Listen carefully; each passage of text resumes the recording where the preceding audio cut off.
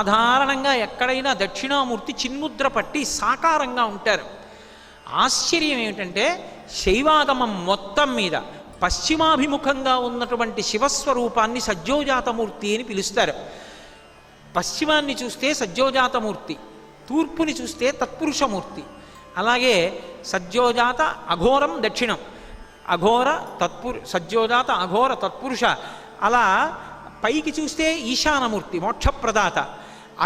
ఉత్తరాన్ని చూస్తే శుభప్రదుడై మంగళప్రదుడై ఉంటాడు వామదేవమూర్తి. సజ్జోజాత అఘోర తత్పురుష వామదేవ ఈశానములన్న 5 ముఖములతో ఉంటాడు. ఇందులో అన్నిటిలోకి ఏ శివాలయం గొప్పది అని అడిగారు. పశ్చిమాన్ని చూస్తున్నటువంటి శివాలయం సజ్జోజాత శివలింగం అంటారు. అది సద్య ఫలితం, వెంటనే ఫలితాన్ని ఇస్తుంది. అద్భుతం. అటువంటి శివాలయం ఊళ్ళో ఉంటే ఆ ఊరంతా కూడా అదృష్టం అని గుర్తు. మంథని ఊళ్ళో భిక్షేశ్వరుడుగా ఆయన పశ్చిమ దిక్కుని చూస్తూ వెలిశాడు.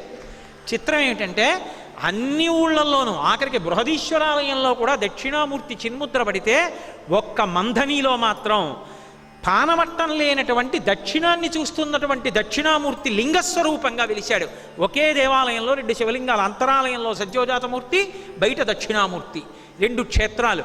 చిత్రం ఏమిటంటే అక్కడ ఆయన్ని కొలుస్తూ నిలబడిన క్షేత్రపాలకుడు స్వామి హనుమ. హనుమ ఎప్పుడు జ్ఞానాన్ని కోరుకుంటుంటారు. అందుకే రామచంద్రమూర్తి గురుస్వరూపంగా కూర్చుంటే ముందు కూర్చొని పాఠం వింటాడు. వైదేహీ సహితం సురద్రుమతలై హైమే మహామంటపే మధ్యే పుష్పకమాసనే మణిమయే వీరాసనే సుస్థితం అగ్రే వాచయతి ప్రభంజనసుతే తత్వం మునిభ్య పరం వ్యాఖ్యాంతం భరతాదిభి పరివృతం రామం భజే శ్యామలం. అందుకే ఆ ఆలయం లోపల బయట కూడా స్వామి హనుమ ఉన్నారు.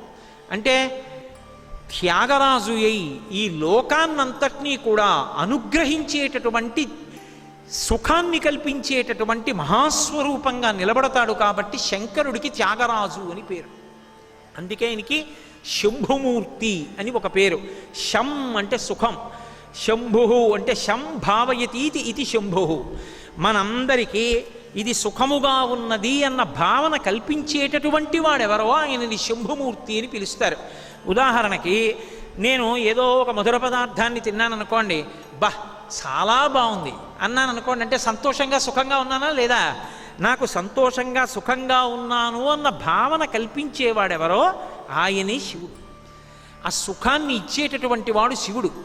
ఈ సుఖం భౌతికమైన పదార్థముల వలన సుఖాన్ని పొందుతూ బాగుంది అనుకోవడం కాదు. ఈ సుఖం చిట్ట చివరికి ఏ సుఖంగా మారాలంటే వైరాగ్య సుఖంగా మారాలి. ఏది ఉన్నా ఏది లేకపోయినా తాను సంతోషంగా ఉండగలగాలి. ఆ వైరాగ్య సుఖాన్ని ఇవ్వగలిగిన వాడు కూడా శంభుమూర్తి శంకరుడి.